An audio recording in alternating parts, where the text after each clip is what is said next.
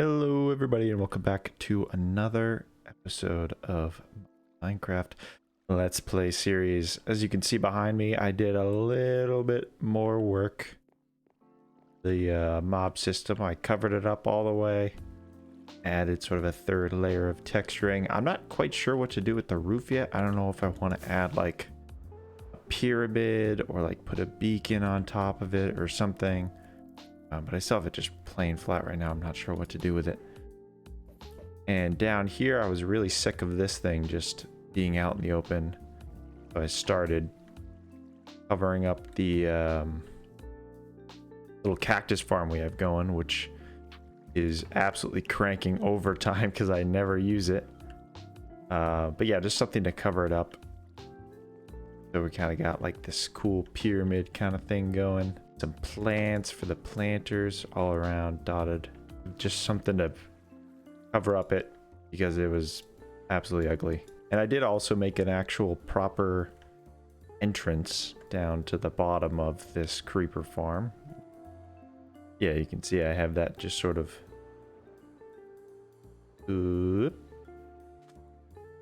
tagged onto the bottom right there, sort of blended in. Probably add some more moss. This will work, or if it'll be too close. Yeah. It doesn't look very mossy from out here. But yeah, it just sort of blends in. Still don't know what to do with the roof. For at least the first part of this video, we are going to shift focus. What I had mentioned at the end of last video, I want to get this thing all taken care of. And I think I know what I'm going to do. And it's going to it's going to sort of be similar. That's kind of hard to say. Sort of be similar. I guess not really. It'll be pretty similar to the gradient over here, but just shifted down a shade. So it'll be black stone into deep slate into tough, and then just at the very top is where it'll blend into sort of the cobble and smooth stone and stone bricks.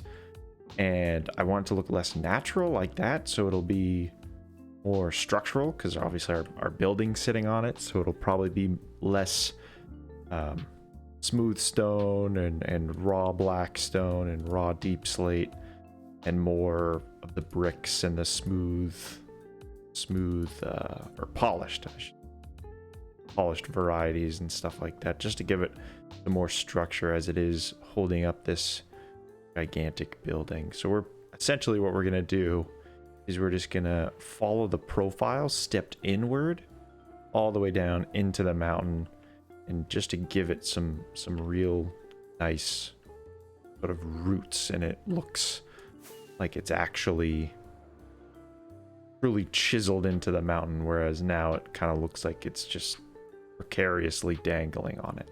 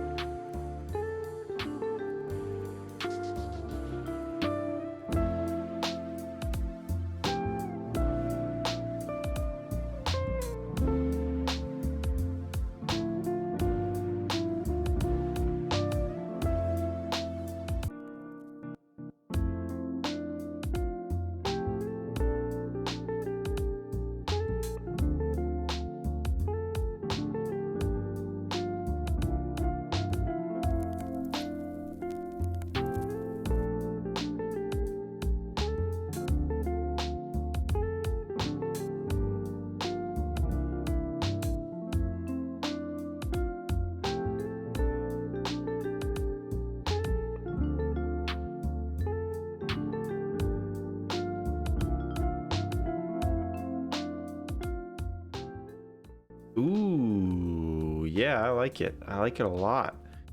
So the one thing that I notice immediately is it's hard to get a transition between slate and just regular stone. Tough is kind of the best way to do it. And until we get tough bricks and all those extra tough blocks that are coming in the next update, it looks a little bit bland. But not only that, it does kind of stick out a bit. But I think as we expand the house and we add bits over here and bits over here, so it'll get busier over here, and I think the busier it gets, the less this is like where your eye is drawn to. I don't really want the eye to be drawn to just the support of the building. I'd rather it be the building itself. So I feel like something else needs to happen, maybe adding some brighter colors. But all that being said, I am really happy with it. So we've got some black stone just at the bottom, and then it transitions into the darker deep slates, and then the lighter deep slates, and going up and up and up until the actual structural sort of dealio thing going on there. Yeah, so I like that a lot. I think that looks really good. I still have to fill in the pillars, but it'll be a quick fix. One thing I am very excited to work on, and I already did work on a little bit, is our little villager trading area. I wanted to get a more robust system of how we get the villagers over to their pods and everything. We got some intersections over here outlining that. So these will come down. I need to craft more powered rails, but I just wanted to get the foundation down. So this comes down to all these guys here, which most of them, I think I can, yeah, most of them are already in place actually. And I did some design for the actual hall here. I was trying to figure out how I can make it not super bland and boring, and kind of what I came up with. So I have oval windows on the top, so you'll be able to see up to where we're actually moving the villagers all around. I don't think we need this many of just armor villagers. I don't think we need that many. So I don't know. I may end up splitting it in half and then doing armor and weaponsmith or something along those lines. Over here, I've completely rearranged the librarian setup we had going. It looked hideous before, and it wasn't organized. They were just sort of all over the place. So now I have them organized by enchantment type. So we've got all the armor related ones. Then we have tools, fishing rods, tridents, and crossbows. Coming over here to this backside is where you'll get the sword enchantments. We have fire aspect 2. Might 5, looting, and then we have some of the bow ones. So we've got flame, infinity, power, and punch. The only one I don't have in here is Bane of Arthropods. I feel like that's just one we don't need, and it would have, because this is too wide. Unfortunately, I made it too wide. I don't know why I made it too wide. Like, the biggest sin in Minecraft is to make something an even number.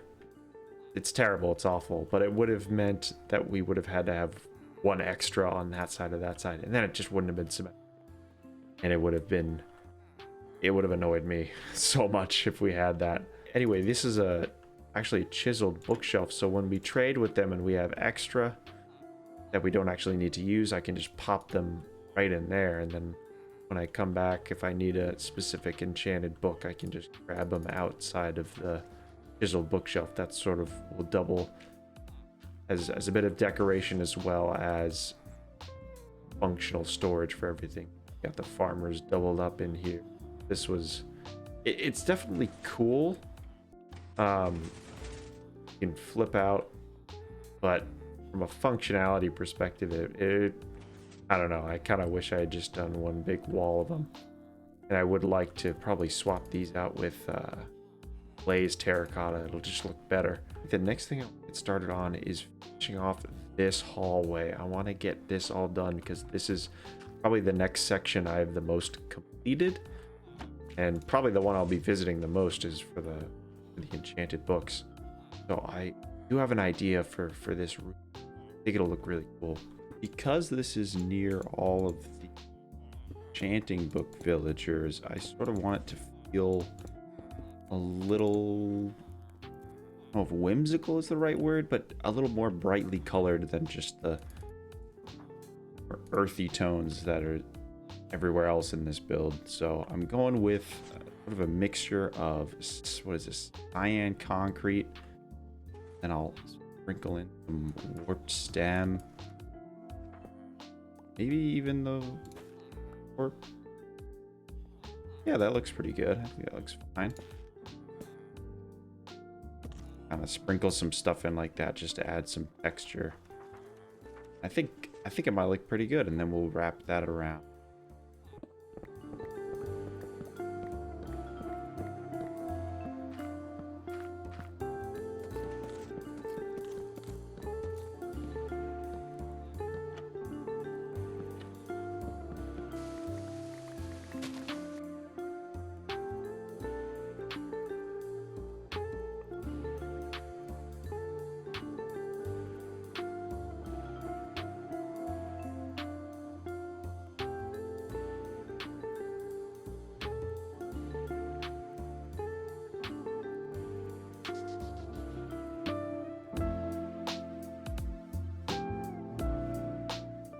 Time for the big reveal, but not really a big reveal because you just watched a time lapse of it.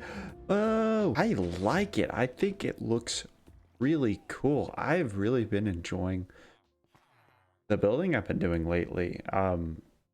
More wrapping up projects and like clean and finalized. I think it looks really cool. We got these windows going into the pumpkin farms over here. I wasn't really sure what else to do with this wall, but I think it looks pretty good. Yeah, so we've got all the signs all set up and all looking pretty, except for the ones you guys I still don't have. I guess I could probably hide some lighting over there. Chest set up. We've got not quite as much done back here. It's still open back here, but I have some of the skeletons set up. But yeah, I think I'm a bit of a fan. And we've got these. Oh my goodness. I can't believe I didn't know this was a thing. That jungle wood goes so well with the classic, you know, brick and granite type of pattern. So these are going to be one of the ways up to the second floor where we're actually going to be moving the villagers around. So there'll be a little water elevator, bubble elevator right here, and I was like, oh, what's the best way to block off the water? Because you know, fences they look kind of ugly, and you have two walls diagonal. It's not actually wide enough for you to squeeze through, which is kind of annoying. But I was like, okay, probably trapdoors is gonna be the cleanest way to go, and I was like, what would go with these blocks? Because I don't really just want to do more of the dark oak. Wasn't really sure what to do, but man, those look good. They really blend in. It really looks nice. We also, to the extent that I felt like it, wrapped up this guy over here. So we got all the slabs. Smooth, what is this called? Smooth sandstone is, man, that's an annoying thing to get. Especially since I don't have desert very close to me at all. I have to go pretty far in the nether to actually get to one, so I need to go to a desert,